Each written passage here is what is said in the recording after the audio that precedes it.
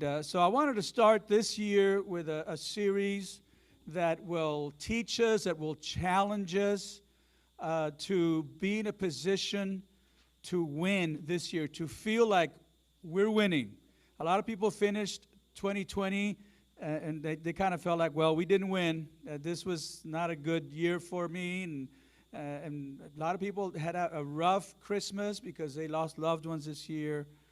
So, but we know God is still on the throne. He's still in charge. So how do we start the year positioning ourselves to win? And that's what I want to talk about. This series is titled Run to Win. Run to Win. Yesterday, somebody asked my wife if I was still running. And I was within hearing distance. I could have answered, but she answered because they asked her the question. And she said, well, no. He's not running as much anymore. He goes out once in a while for a 2 or 3 mile run, but he's not doing any long runs. And I was like, really? Okay.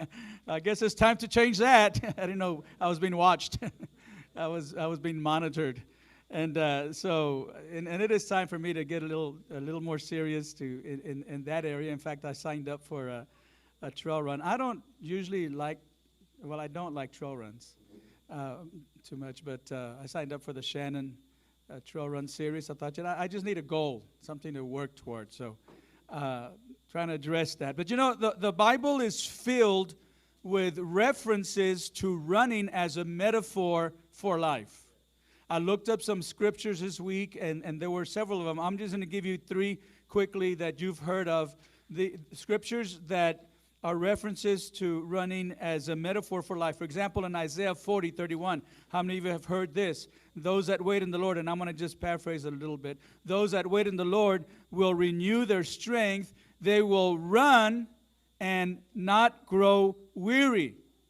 So he's not talking about physically running, although, that is true as well. But he's talking about life. Paul himself said near the end of his life, he said, I have fought the good fight, I have finished the race, and I have kept the faith. And then the writer to the Hebrews writes in Hebrews 12:1, let us run with endurance the race that God has set before us. So God is telling us you need to learn to run with endurance, with patience. Some scriptures, some versions say run with patience. And we got to finish the race. And we've got to trust and wait in the Lord so we can run without growing weary. And there are others. In fact, we're going to read today, a little bit later today, we're going to read 1 Corinthians 9, 24 through 27. So if you want to look that up or if you want to follow along on the YouVersion Bible app, our notes should be there. But the point is that life is a race that we are running. We're all running this race. You're like, I don't even like to run. Okay, but you're in living this life, you're running a race. So really the point of this series titled Run to Win is if we're running a race, and the Bible says that we are, God says that we're running a race, then we might as well run to win. We might as well run to win because nobody likes to lose at life. Right? Do any of you like to lose at life? You like to lose at your job? You like to lose in your relationships? None of us like to lose at life. So as long as we're running a race, the race that God tells us we're running, we might as well run in a way to get the prize. Paul says we might as well run to win. So if we're going to do that, then what is winning? We need to define what winning is so that we know what we're running to win. We've got to define what winning is because if we don't define it, somebody else will define it for us. And somebody else will say, well, if you want to be successful, you got to buy this kind of house in this neighborhood and you got to have this kind of job and you got to have these types of relationships or whatever the case might be. They define for us what winning is. But instead of doing that, let's look to the Word of God and find out what is the goal. How do we know if the race that we're running is the right race? In my readings, I like to read articles about running, and I remember reading a story about a dog who joined, I think it was a half marathon, might have been a 10K. He just joined the pack, and he stayed with the people, with the runners, and he finished the race. He didn't know he was in a race. He didn't know what. And I've read other stories where somebody who was signed up to this apparently happens quite a bit. Somebody who signed up to run a 5K accidentally took the turn to go to the 10K and ran twice as far as intended to. So we need to know if the race that we're running is the right race. I mean, how do we know if we're in the right track? How do we know if we really are running to win? Now, I do know this, and that's an important question for us to answer, but I do know that we all might be tempted to think that winning is something that it really isn't, according to God. We might be tempted to think that winning is when we have more of the good things than we had last year. If we compare this year, 2021, to last year or the last 5 years, we might think, okay, winning means that I have more of what I had last year. I have an increase of what I had last year. This is what happens with football teams, right? Basketball teams. This is what happened to the University of Texas yesterday. You fire a coach because you want to have more wins, and you want to have, you want to advance to the ultimate in college football. And we might be thinking in our own lives as well, and believe that winning is when we have more of the good things. We had some good things last year. Let's get more of those. More money in the bank. More success for our kids in school. If they were doing well this last year, but this year we have an opportunity to put them in another school where they can, be labeled gifted and talented, then we're going to call that a win. Maybe we think winning is when our kids have more success in sports. Sports are huge for young parents. And last year my child was in the B team of his, basketball team or whatever. He was in the B team. This year, he got invited to be in a travel team, a competitive league, and so we're going to go for it. We're going to spend the money for the trips, and because we're winning, and he's winning, and when he's winning, we're winning. So generally, sometimes when we think an increase of all the things that we already had, more and better, we think, okay, I'm winning. But that's not always true. In fact, a lot of times that's not true at all. You can have an increase of possessions and an increase of image and an increase of position, increase in your kids doing well, which gives you a better image. And that's, we're running the wrong race. We're like the person who meant to run a 5K and is in a 10K and isn't trained for that and isn't prepared for that. So what does running to win mean? I'm going to give you a sentence that I hope will be easy for you to remember today. Our big idea today is this. Running to win means you're running to Him. Now, who is Him? God. And I was going to say running to God, but I thought, okay, let's make a little rhyme out of this to help us remember. Running to win means you're running to Him.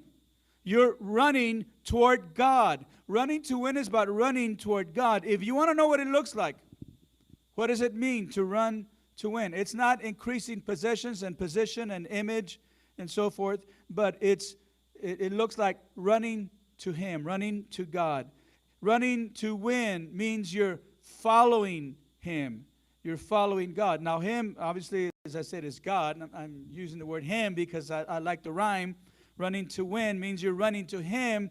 But it's about God because everything in your life, listen to this, and I know we know this, and sometimes you think, well, I really need some deeper teaching. Folks, this is what we need right now, that running or that everything in your life is about God.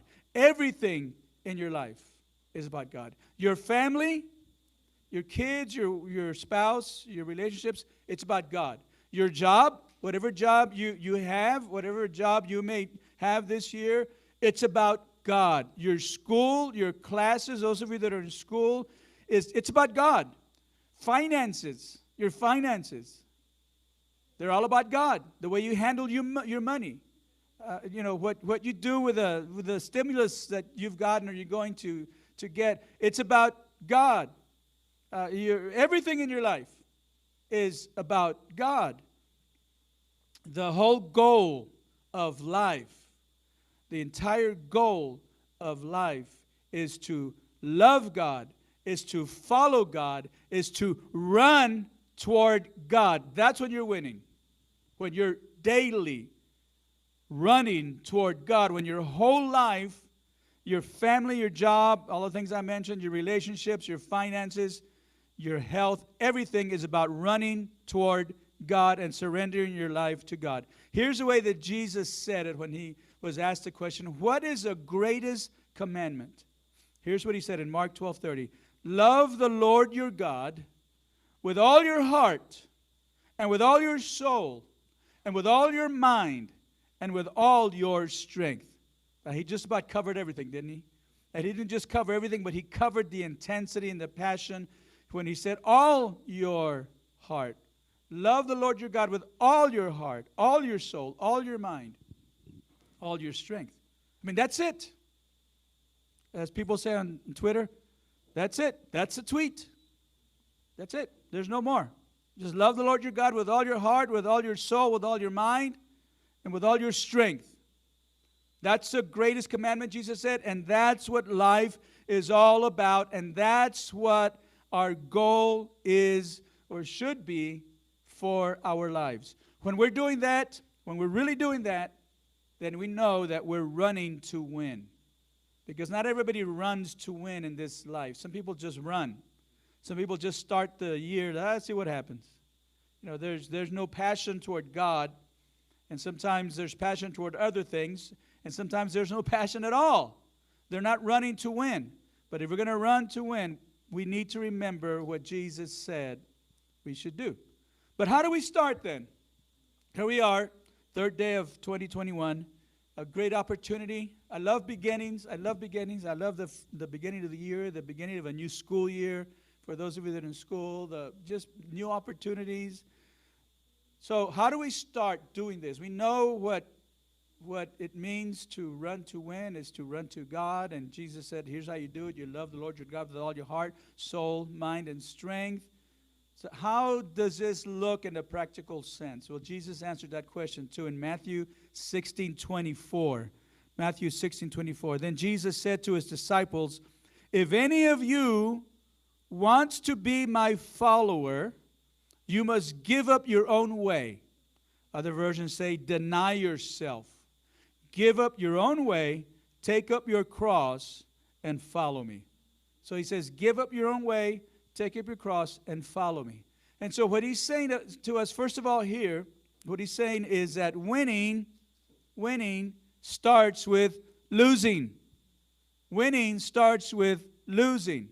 Now, some of you are very competitive. How many of you are competitive, and no matter what you're playing, you might be playing Uno, might be playing Scrabble, some other game you played at Christmas with your family, but you're going to win all the time. Just let me see your hands. Any of you okay, I see.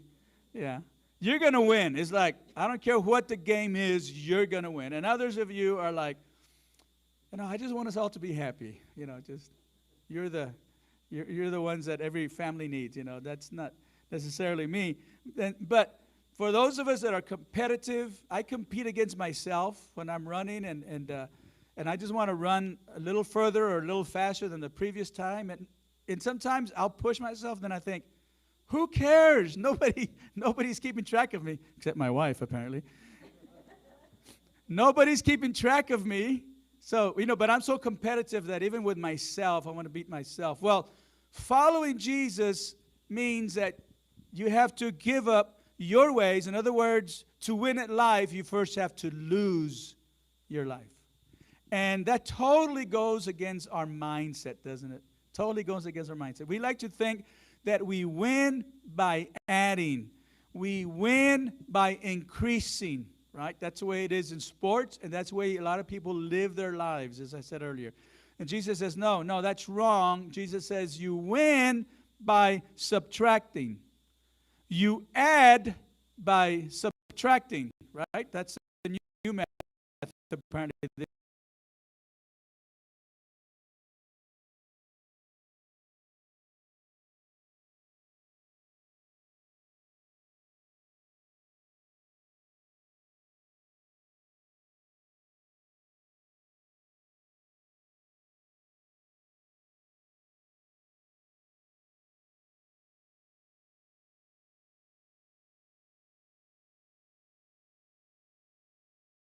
and let Him guide us to, it might be a different goal. It might be the same goal, but we're doing it by going after Him first. But if you want to get to the end of this year, if you want to get to the end of 2021 and you want to be able to say, you know, I had a good year. In fact, I think I had a great year in 2021. I feel like I added value to my life and I added value to my family and I had a good year. I feel like I'm winning at life. If you want to be able to say that, you'll only be able to say that if you truly follow Jesus, if you truly ran toward Him daily, if you gave up your life, if you gave up your ways, and you really decided to follow Him, if you learned to love Him and were concerned less about your path than about what God wants you to do. So if you want to run to win, it starts by running to Him. And that starts by losing your life, denying yourself first. Live a life of self-denial. Self-denial. When was the last time you lived that way? You know, one of the periods of that I felt like I added value to my life, and in fact, I've determined to do this again. But about 5 years ago, I decided that I was not going to buy myself anything for the first 6 months of the year. Nothing. No clothes, no shoes, no running shoes. I bought my running shoes in December because I knew it was coming. I wasn't going to buy me any tech, I wasn't going to get a new phone. I probably wasn't due for one. But all the things that sometimes I like to go to the store. And I told Karis that I was going to take her to the store tomorrow when I pick her up after her first day of school this week. And she says, I know where you're going to take me. You're going to take me to Target. Well, girl, how do you know that? She knows. I like to go and just look around. Oh, I like this shirt. I'm going to buy this shirt, And about 5 years ago, I said, I'm not going to buy any new clothes. I'm going to simplify my life. I'm going to deny myself because I like to buy new clothes. I'm going to deny myself. And it was freeing, and I did it more than 6 months. I should have done it. I should have committed to do it a year, but I was afraid that. But, there's something freeing about denying ourselves when it comes to our lives, when it comes to our goals, and just following God. Now, I love something that I read by C.S. Lewis. Many of you know who C.S. Lewis is, and I want to read this to you, this quote by C.S. Lewis. And he wrote at one time, when I have learned to love God better than my earthly dearest. Now, he's talking about his wife here. When I've learned to love God better than my wife. But I think today we can all insert something that maybe tempts us to love that thing or that person or whatever that might be more than God. Maybe this is the thing that's keeping us from running to God regularly, running to God daily. There's something or someone that we love more than God. And we're afraid that if we start loving God, then we're going to leave that thing behind. I know parents that love their children more than they love God, and they coddle their children, and things don't usually work out when we do that. But they're afraid. They're afraid to leave. They feel like, I got to protect my children, and he's or she's the best thing I've got, or they're the best thing I've got. And so here's what C.S. Lewis is saying, and this really resonates with me. When I have learned to love God better than my earthly dearest, whatever it might be for you, he says, I shall love my earthly dearest better than I do now. See what he's saying? If I love God more than what's second place, I end up loving what's second place more than what I'm loving him or her or it right now. Then he says, insofar as I learned to love my earthly dearest at the expense of God and instead of God, I shall be moving towards a state in which I shall not love my earthly dearest at all. Are you getting that? He's saying if I love my wife more than I love God, then I'm moving toward a state in my life where I don't really love my wife anymore. It just messes things up. It messes up the divine order of priorities. And then I love his last sentence. He says, when first things are put first, second things are not suppressed, but increased. See, we're afraid that if we love God more than our job, we're going to lose our job. We love God more than our family. We love God more than our finances. Whatever the case might be, we give him priority. We're going to lose. He says, no. When we love God first, the second things aren't suppressed, but they're actually increased. And we love them more than if we're loving them without loving God. I think that's amazing.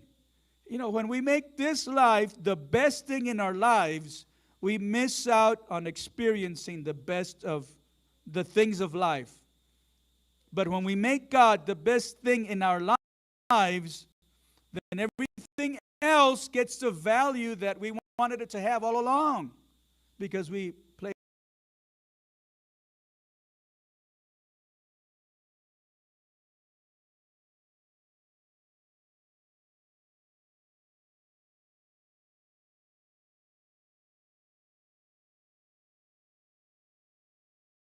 When God is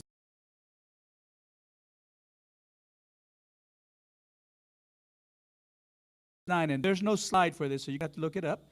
Look it up in your Bibles, or as I said, if you're following along on YouVersion, it'll be there. But I want you to read this, follow along as I read this together, because this is very helpful, and this is really what I'm basing this series on. 1 Corinthians 9:24. Don't you realize that in a race, everyone runs, but only one person gets run to win? Verse 25, all athletes are disciplined in their training. They do it to win a prize that will fade away, but we do it for an eternal prize. So I run with purpose in every step. I'm not just shadow boxing. I discipline my body like an athlete, training it to do what it should. Otherwise, I fear that after preaching to others, I myself might be disqualified. Now, Paul wrote this to the church in Corinth, and Corinth was a major city, had a lot of events, had a lot of activities, a lot of things going on. And one of those events, Isthmian Games, which was kind of a pared-down version of the Olympics. The Olympics, go way back. But so this was a smaller version. It happened every 2 years. And so he's writing really in the context of the Isthmian Games. When he starts writing about, when he says, don't you realize that in a race everyone runs, but only one person gets a prize? The people who were reading this letter would have said, oh yeah, he's talking about the Isthmian Games. They all knew about that. And so he's basically, Paul is telling the Corinthians, look, everybody in life is running. That's what we talked about here at the beginning. Everybody in life is running. You're running, I'm running. We're all moving in one direction, right? Culture always moves in one direction, always moves forward. And so we're all moving forward, and he's saying everybody's moving in one direction, but only one person gets a prize. So what he's saying to the Corinthians and to us today is, make it your purpose to win. Make it your purpose to get the prize. Make it your purpose to run to win. So what I want to do here in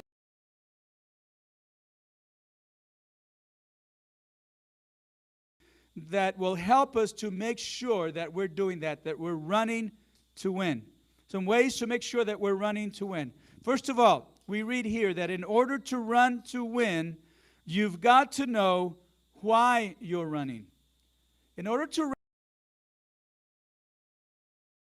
it's a great question. Many times when I'm out running, especially if I'm doing a long run, I'll ask myself, why am I doing this? Remember one time, it was 2 weeks before a half marathon that I was going to run in San Antonio, and I was running, and the schedule I'm following, turns out that I had a run for me on Sunday afternoon. I don't normally run on Sundays, but that's just how it worked out because of when the race was going to be. And so I wanted to go home and take a nap.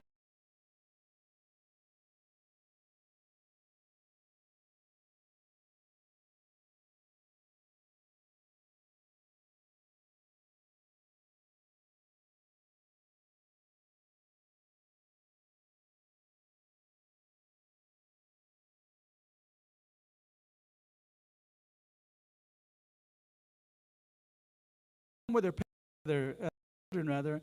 And what am I doing out here? I really asked myself that question. It just wasn't very comfortable. And that's a question we all have to ask ourselves. Why are we running? Why are we running this race? You have to have a why. Because if you don't have a why, you'll be distracted.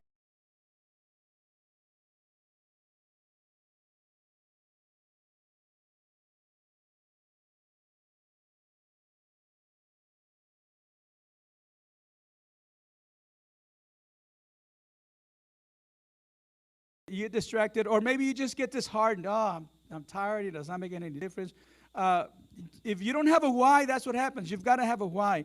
And Paul says that in this race of life, he had an amazing why. He says at the end,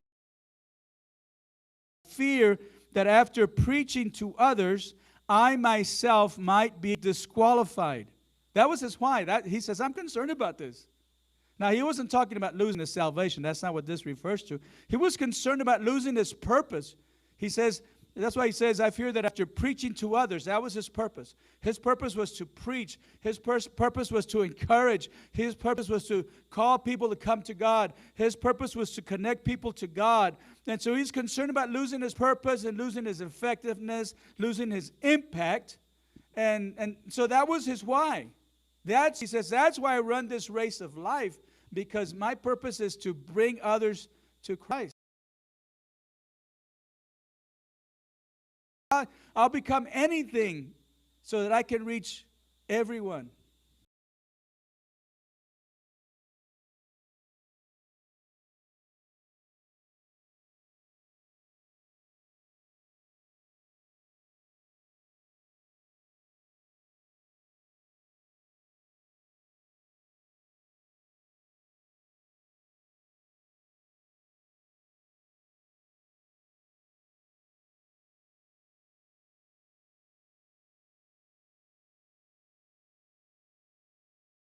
So let's not forget that the purpose includes us bringing other people along, to connect other people to God. That's our purpose too. It's not just to run to Him, but to bring others along when we run to Him.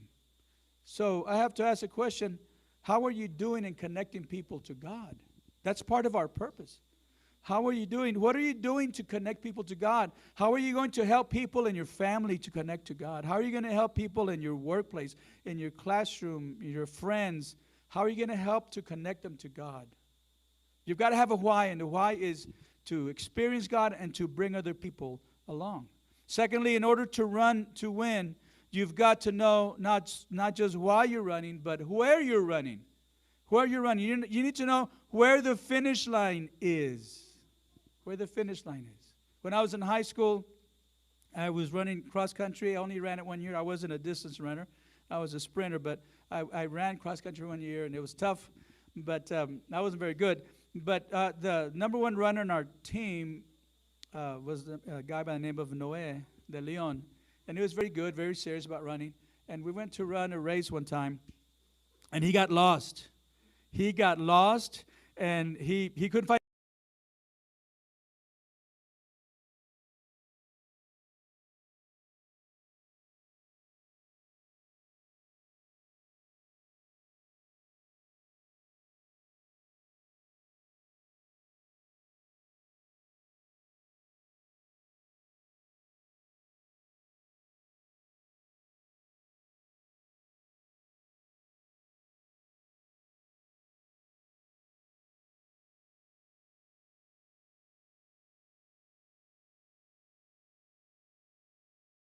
the old stopwatches, and this is a new one. It was or digital, but it was big, and he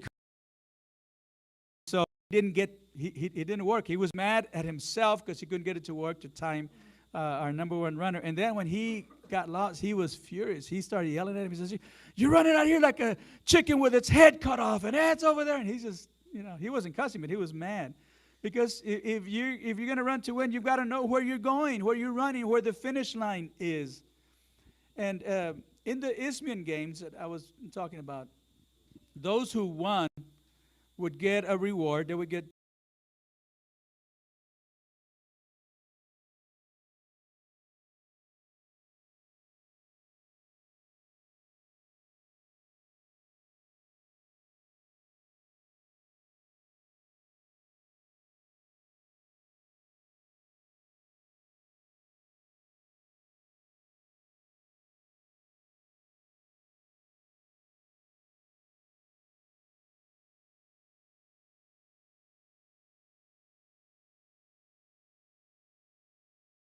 lives.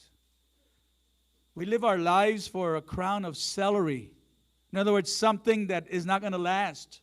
We live our lives for momentary pleasures. Things that, oh, I'm excited. Oh, my kid got into this program. And, oh, I got this happen. And this and that. And that's fine. But it's not fine when we're not following after God first. Those are momentary pleasures. That celery crown is going to die. It's going to die. When I was in the 7th grade is when I first started running. And I was a sprinter, and I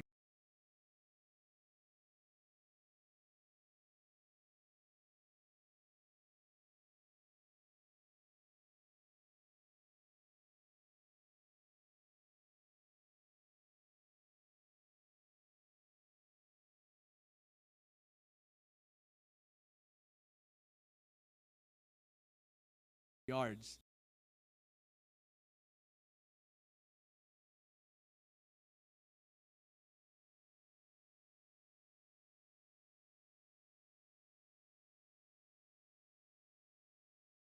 But most of them were they were cinder tracks, so we had to run with the big spikes.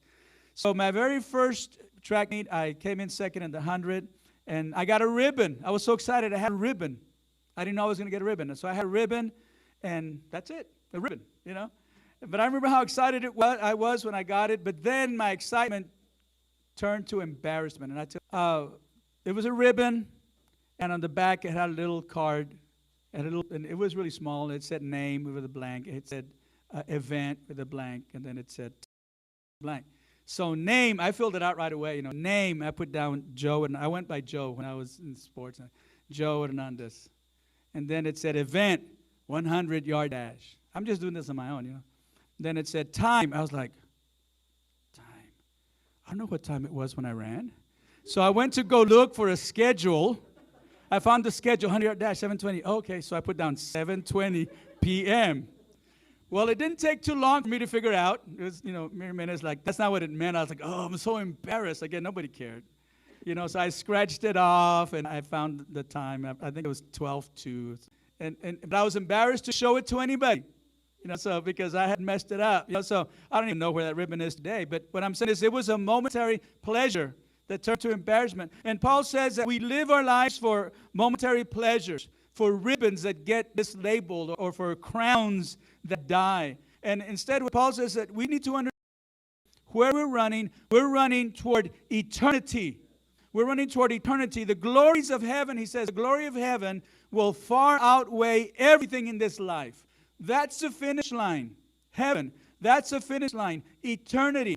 That's why Paul says when he was near the end of his life, I have finished the race, because he knew he was about to die. He says, I finished the race. He was running toward eternity, toward heaven.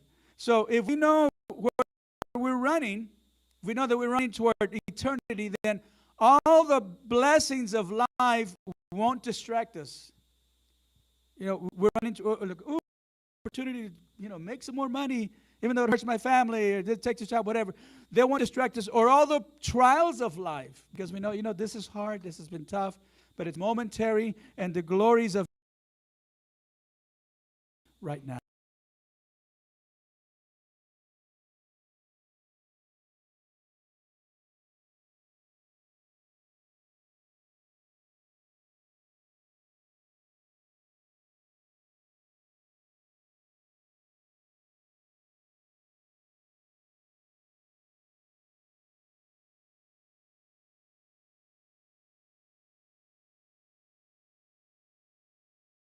(27) I discipline my body like an athlete.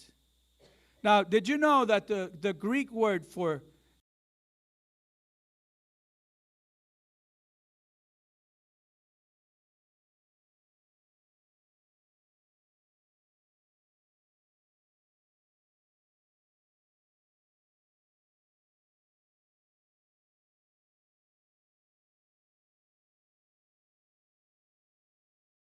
to agonize, because that's what a disciplined life feels like.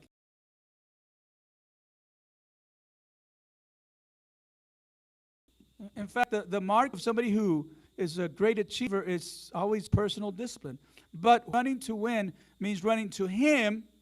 So that means that we should discipline ourselves to develop our relationship with God. If running to win, then we should discipline ourselves to develop our relationship with God. And that's what I want to encourage you to do as you start this year. Work on your relationship with God. When I work on my relationship with my wife, I'm drawn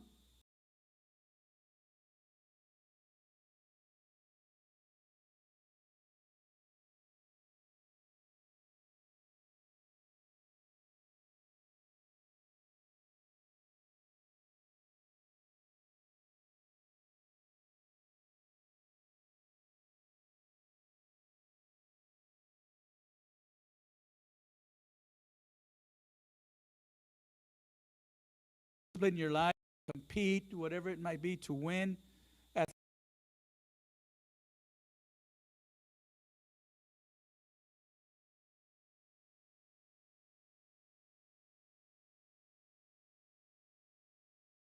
Sometimes you have to say no to going out with friends when it becomes a distraction. So, what I'm saying is, we also have to say no to many things in our lives in order to run to win, in order to run to Him, in order to develop our relationship with God. What happens is sometimes, many times, we try to add a relationship to God to our life instead of making it the center of our life. And we try to add a relationship to God in our life without removing things